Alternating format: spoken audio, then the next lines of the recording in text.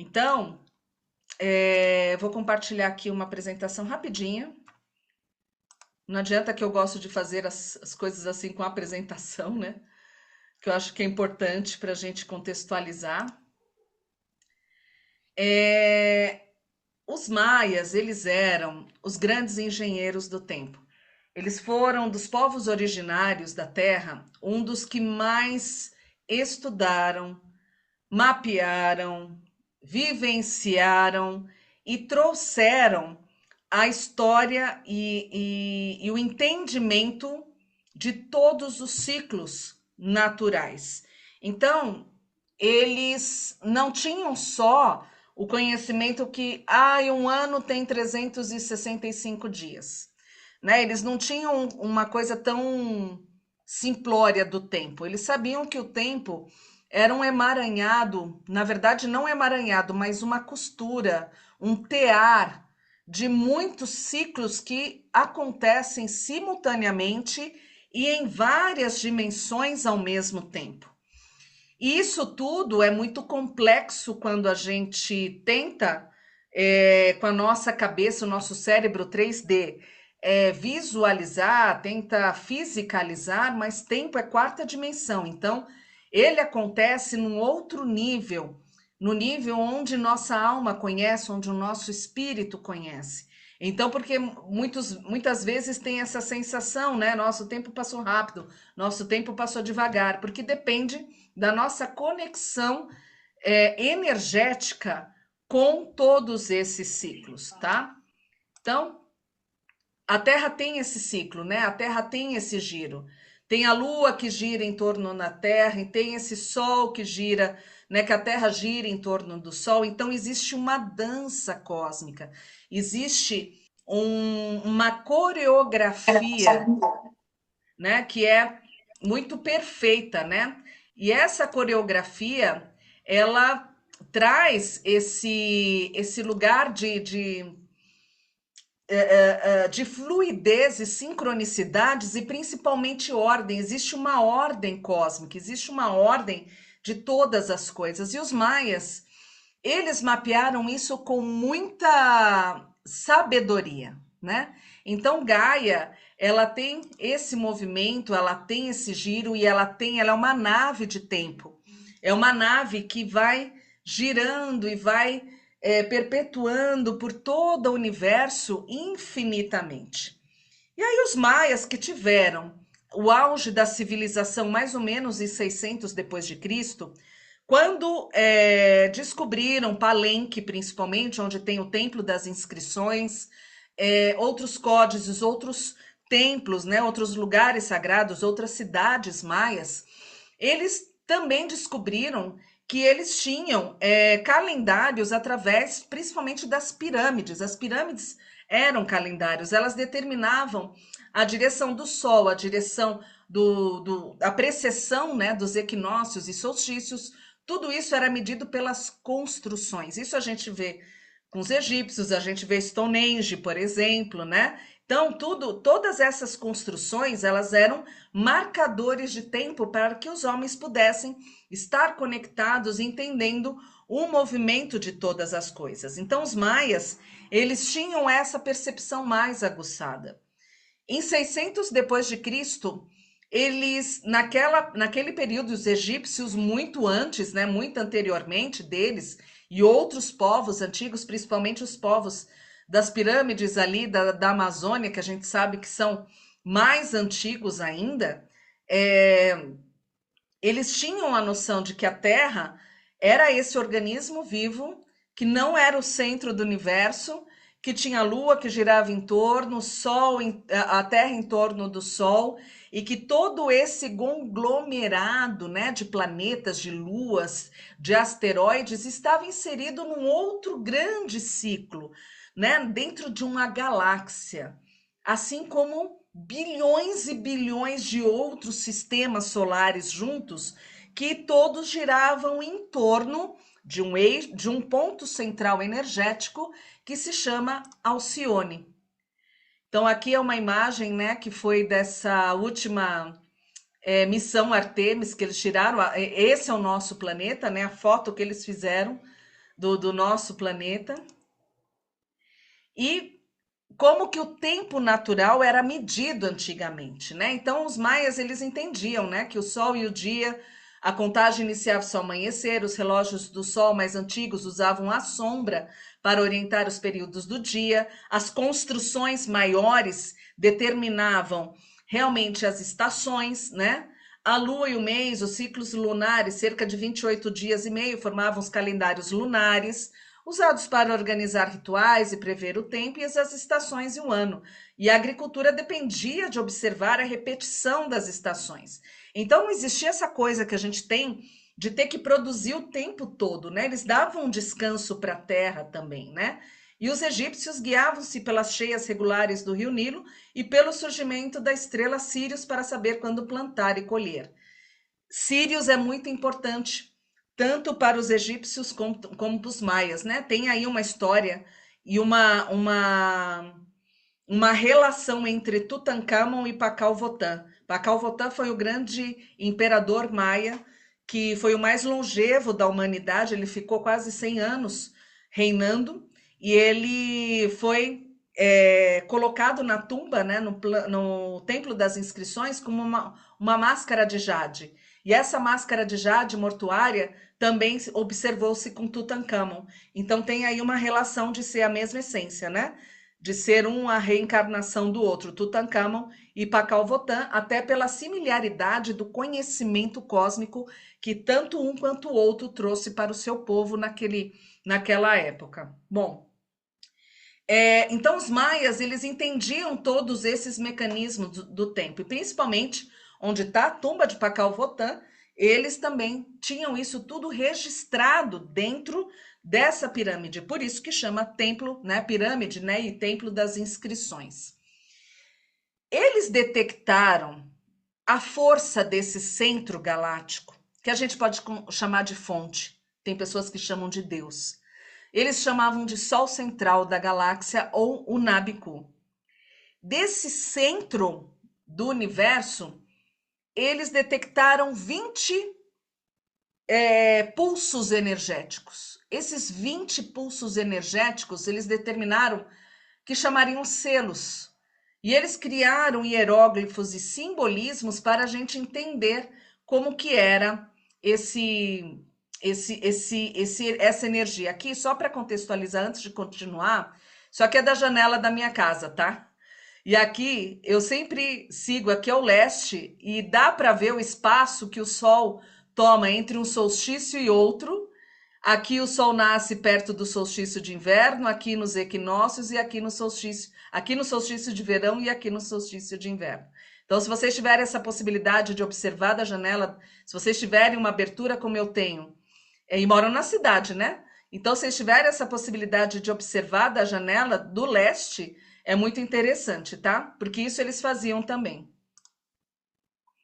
Aqui é uma animação de Stonehenge, né? Que é quando tem esse alinhamento do Sol. E aí, voltando dos maias, né? Os maias, eles tinham realmente esse conhecimento de que 20 selos, né? Que esses 20 pulsos energéticos tinham essa energia radiônica que saía do centro da galáxia, ia para todas as extremidades, inclusive nós aqui no sistema solar, que estamos bem ali na pontinha do sistema solar, que a gente chama ali do braço de Órion.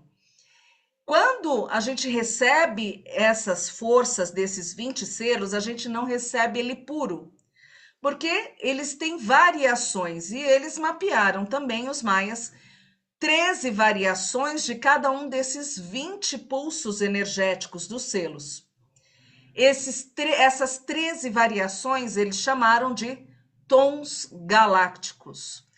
Tons galácticos, os 13 vezes 20 selos, dá 260 dias perfeitos. Esse era o calendário solar dos maias. Deixa eu só aqui. Então, o Tzolk'in, que é esse calendário solar dos maias, eles tinham os 20 selos e cada selo com 13 variações. Então, quando a gente olha nesse tear de contagem de tempo, o Tzolk'in é isso. Cada um desse, um selo e um quadradinho, outro selo e outro quadradinho, outro selo e outro quadradinho, porque é nessa sequência, tá? É nessa sequência que acontece. Vai vindo verticalmente. Então, cada um desses dois forma um Kim. Então, Tissou, Kim, é o tear dos Kims, tá? A Agnes falou que legal, o mapa de observação do Sol. Tenta fazer, é muito legal, gente. Você ir observando a hora que amanhece na casa de vocês, que nem agora a gente está indo para a primavera aqui no Hemisfério Sul, vai amanhecendo cada vez mais cedo. Pelo menos quem está mais aqui no Sul, como eu estou no Paraná, né, Santa Catarina, que a gente tem mais essa variação. Quem está mais perto da linha do Equador não sente tanto, mas quem está mais nos extremos da Terra sente mais. Voltando aqui, então, o Tzolk'in nada mais é que o mapeamento dessa energia que vem do centro da galáxia e forma esse tear. Então, são os 20 selos e os 13 tons. Os tons, os números, eles são, esses pontinhos e traços são numerações maias, mas que a gente vê também em outras tradições antigas. Cada ponto corresponde ao número 1 e cada traço ao número 5, tá? Então, aqui tem 1, 2, 3, 4, 5, 6, um tracinho, um ponto, 7, dois tracinhos, 2 pontos, até chegar no 13, 2 tracinhos, que cada traço corresponde ao número 5 e cada ponto ao número 1. Tudo bem até agora? E aí, essa é a matriz de tempo galáctica, que é o Tzolk'in. Esse é um calendário, vamos dizer assim. Só que a gente está no planeta Terra, né?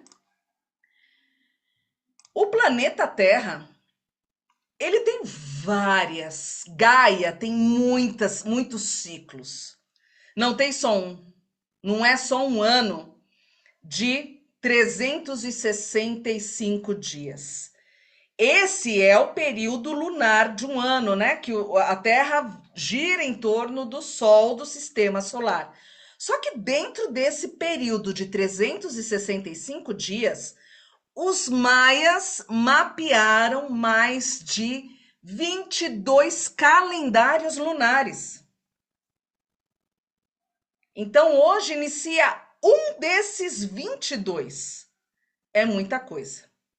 Então, quando a gente fala assim, né? Quando vocês me veem, feliz ano novo hoje, feliz ano novo, mais um feliz ano novo, é porque são muitos ciclos que se iniciam. Aí, voltando só um pouquinho aqui para contextualizar para vocês. Esse aqui é Palenque, tá? Onde fica a tumba de Pacalvotan. Essa aqui era a máscara que encontraram, né, na tumba de Pacalvotan. E aqui estão todos os escritos, né? São 9 degraus que descem, né, para chegar até lá embaixo. E aqui eles, e nessa descida, tem todas as inscrições nas paredes, tá?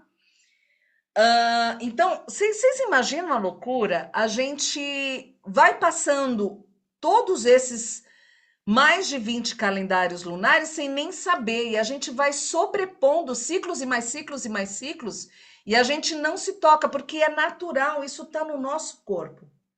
Está no nosso DNA, está no nosso corpo de memória, e a gente não percebe.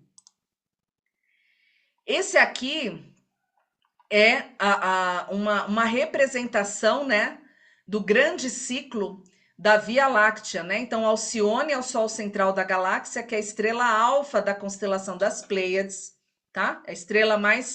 A maior estrela, a mais brilhante da constelação das Pleiades.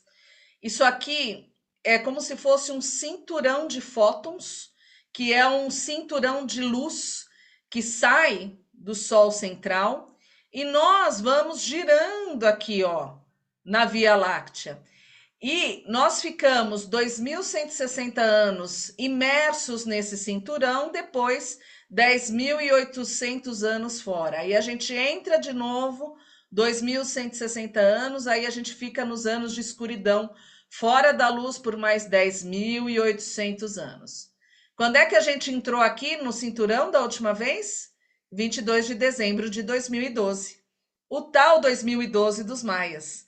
Então a gente está nesse ponto aqui dentro do cinturão de fótons, né? Imagina, 2012, é, muito pouco tempo, né? Aí a gente está aí no primeiro respiro, né? Desse novo amanhecer de luz. Então, todas as acelerações acontecem porque nós estamos nesse lugar aqui, tá? E aí, voltando um pouquinho, esses 13 meses, essas 13 luas, é o que seria o correto, vamos dizer assim, porque são 13 lunações.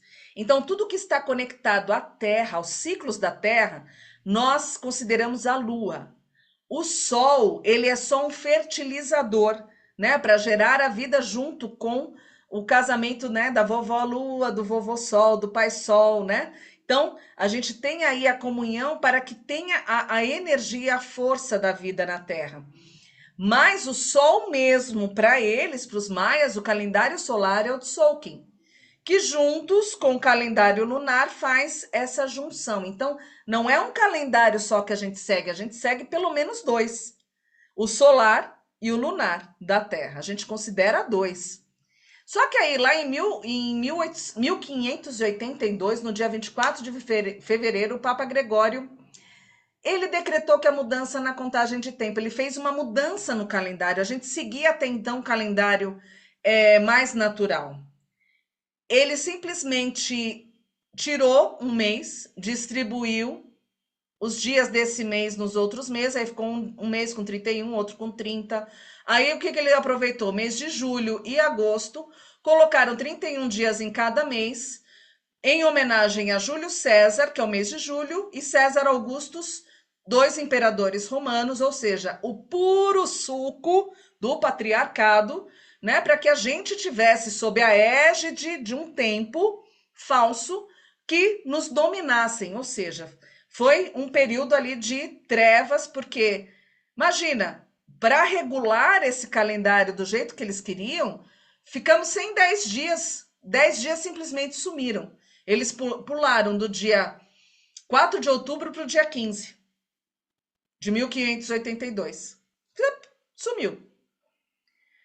Setembro era o sétimo mês, outubro o oitavo, novembro era o nono, dezembro era o 10º mês. Janeiro, 11º, fevereiro, 12º, março, 13º. Porque em março nós temos o equinócio da primavera para o hemisfério norte, equinócio do outono para o hemisfério sul, e o Sol a 0 graus de Áries, ou seja, era um calendário natural. Dia 1º de janeiro não existe nada natural que justifique o início de um ano. Mas o que acontece agora no dia 26 de julho para justificar? Alcione se conecta com Sírius. Eles fazem um grande alinhamento. Então, aqui, voltando aqui, eles aparecem aqui no leste. Se vocês tiverem Skyview ou aquele Stellarium, são dois aplicativos de visualização do céu. Gosto muito do Skyview. Você vai ver que Sirius está aqui. Aqui no meio vai estar, pelo menos na minha janela é assim que aparece, né? Sirius aqui, Órion no meio e as Pleiades aqui. Eles estão em perfeito alinhamento. E o Sol triangulando e o Sol nascendo, porque ele já está caminhando mais ou menos aqui, né? Ele foi no solstício de inverno, aí ele volta para cá. Aí no equinócio ele nasce aqui, vai até o solstício de verão e volta. Então ele está mais ou menos aqui agora, nascendo. E eles fazem essa triangulação, esse grande alinhamento. Então, dia 26 de julho era sim o calendário que Pacal Votan e todos os sacerdotes maias usavam para trazer a energia dos céus, a energia da fonte, porque tinha um alinhamento estelar dos sóis muito forte. E sol é consciência, é abertura de consciência. Então, eles traziam a energia espiritual nesse momento para saber quais eram os direcionamentos. Entendem a importância do dia 26 de julho? Agora, entre julho e agosto é um dos meses mais importantes, onde tem essa força de Sírios? Quais os meses mesmo que eles colocaram 31 dias? Em homenagem a Júlio César e a César Augustus?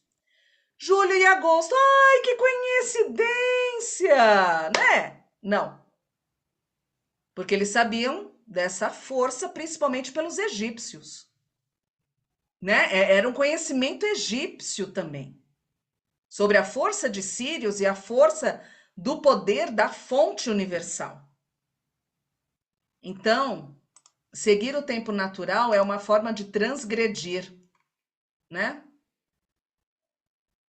É uma forma de você realmente ser rebelde contra os sistemas, contra o Matrix e voltar à sua conexão natural. Aqui é Chichen Itza, quando acontece um dos calendários mais importantes para os maias, que é quando é o equinócio da primavera, o sol a 0 graus de Áries, que começa um dos calendários que eles mais usavam, que é o calendário de contagem longa, de 18 meses e mais um mês de 5 dias, que eles chamavam de Wayeb. Então, o sol bate na pirâmide, cria-se essa sombra que parece de serpente por causa dos degraus aqui, né? E tem a cabeça da serpente aqui no fim. Então eles sabiam que Quetzalcoatl, né, a serpente emplumada vinha dos céus para fertilizar a terra e começava então um novo ano, principalmente agrícola. Então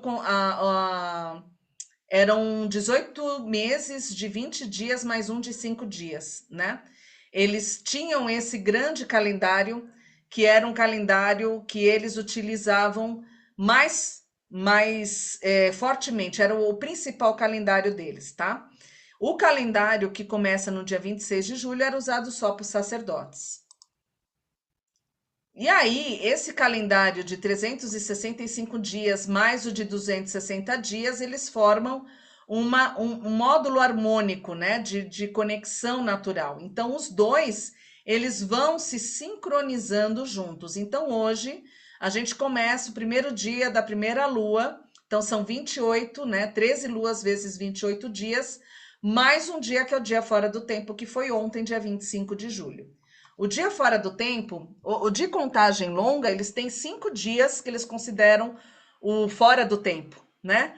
Porque é um para cada direção da roda sagrada, até. Quem que falou aqui foi a Regina, né? Que falou das direções. Sim, que eu iniciei no xamanismo e desde então vivo conectada com as direções. Mudou minha relação com a natureza, exatamente. Então, é um calendário xamânico também, né? Porque é conectado com a natureza. Então, o Ayeb, que acontece em março, que são 5 dias antes do equinócio, são 5 dias fora do tempo. Então tem esse também, né? E aqui eles, nesse calendário que a gente usa a partir de quando o Argüelles fez, né? Tanto a Loidine Argüelles quanto o José Argüelles, eles fizeram esse resgate desse conhecimento, deu um pau, né? Brigaram, falaram que eles não podiam usar esse calendário que era só dos sacerdotes e tudo mais. Mas é uma forma de você se conectar a essa fonte direto, né? Não ter mais intermediários, não ter sacerdotes mais, nem gurus, nem mestres. Você ser o seu próprio mestre, o seu próprio guia interno dessa conexão com o tempo natural. É voltar a ter essa conexão natural, né? E esse ano nós vamos entrar no ano da Lua Galáctica Vermelha. Deu para entender como é que é o mecanismo desse calendário? Então não é um só, não é só o Tzolk'in, não é só o Kim e não é só o de 13 luas e 28 dias, são os dois ao mesmo tempo. Ah, eu posso seguir o calendário de 18 meses e 5 dias? Pode. Posso usar o calendário que começa na primavera, agora em setembro? Pode. Posso começar que nem os incas, que era no solstício de inverno? Pode. Tudo pode, desde que você siga o seu coração. E deixar o calendário gregoriano só para calendário fiscal, só para a gente não se perder nas contas, na 3D. Agora, o que rege o teu tempo, olhar para as fases lunares, né? A gente vai ter duas fases lunares aí importantes com eclipse, né? Então, tudo isso é um movimento natural, é um movimento que realmente a gente traz essa possibilidade de resgatar essa sabedoria na nossa vida, porque está em nós, a gente só desperta, tá? Deixa eu ver o que vocês estão falando. Sim, maravilhoso. Sou apaixonada por esse calendário, aprendendo muito sempre. Sim, sim. E dentro do Tzolk'in, opa, travou, voltamos. Dentro do Tzolk'in, ainda tem as ondas encantadas, né, que são as semanas, né, vamos dizer assim, né? Quando a gente volta aqui e vê, deixa eu voltar aqui para mostrar para vocês.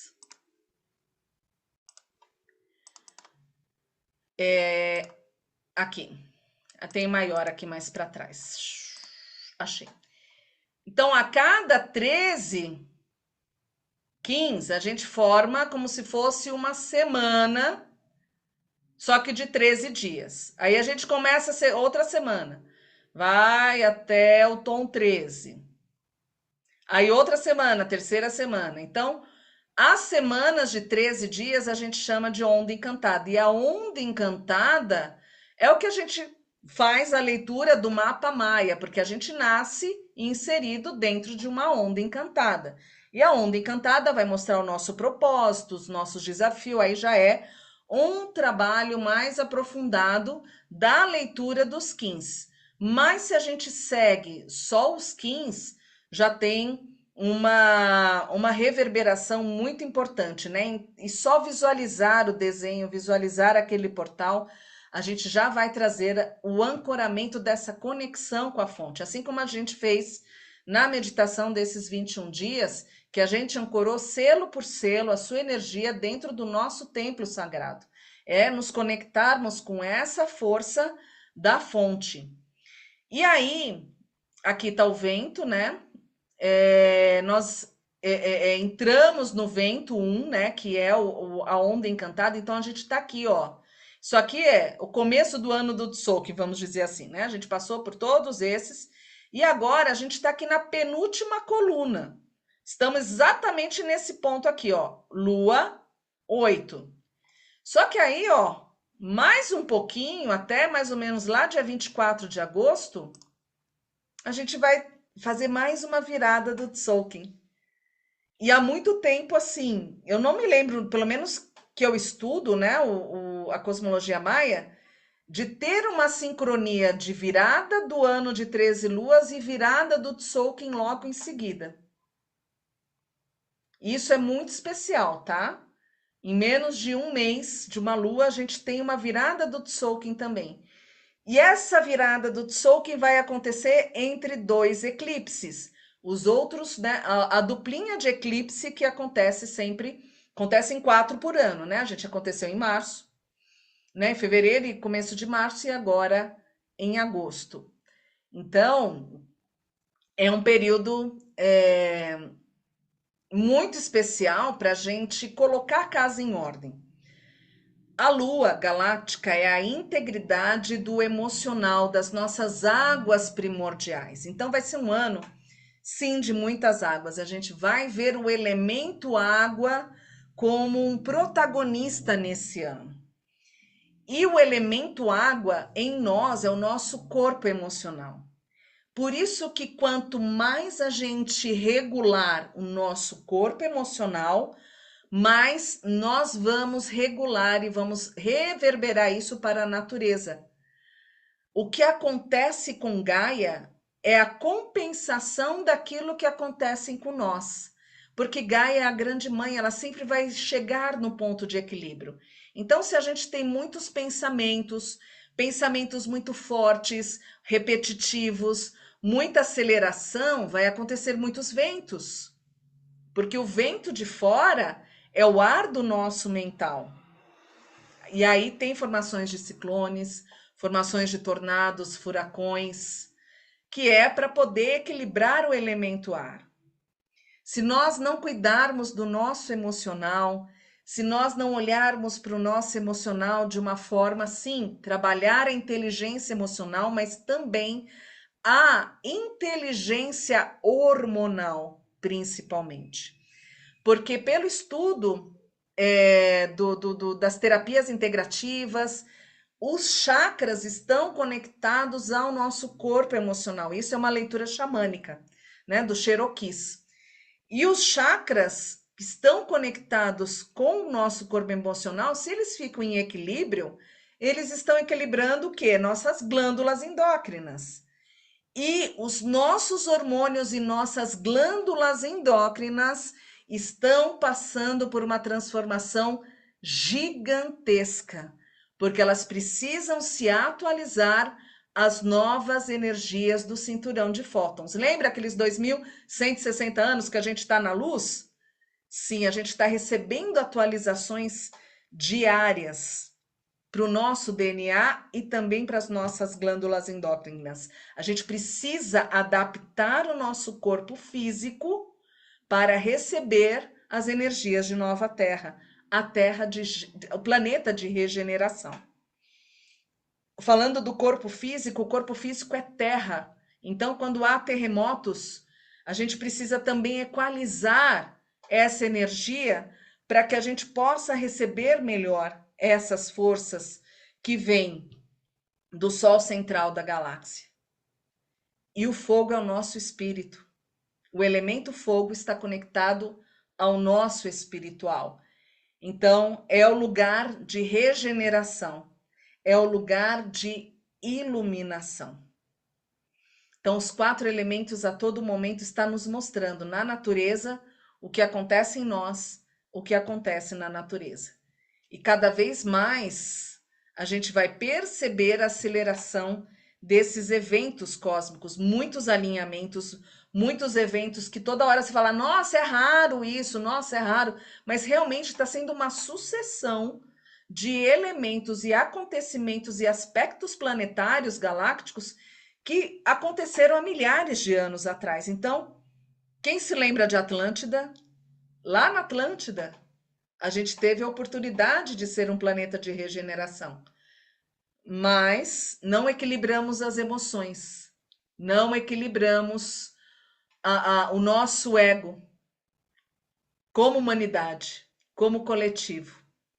E agora a gente está exatamente no mesmo ponto que nós estávamos na Atlântida. E agora a gente tem a oportunidade, sim, de dar o salto e seguir para frente. Ou seja, o que nós estamos vivendo agora no planeta, nunca ninguém viveu, nem nós mesmos encarnados em outras encarnações. Então não dá, pega leve com vocês, pega leve, porque é muita coisa junto ao mesmo tempo, são muitas camadas de situações. Viva o hoje, o aqui e agora. Respirem, equilibrem os chakras, faça a meditação do alinhamento de chakras, faça, sabe, esse cuidado com o seu corpo físico. Cuide, só por hoje. Arrom. Arrom. Podemos para a meditação? Alguém tem alguma pergunta antes da gente começar a meditação? Eu vou parar a gravação.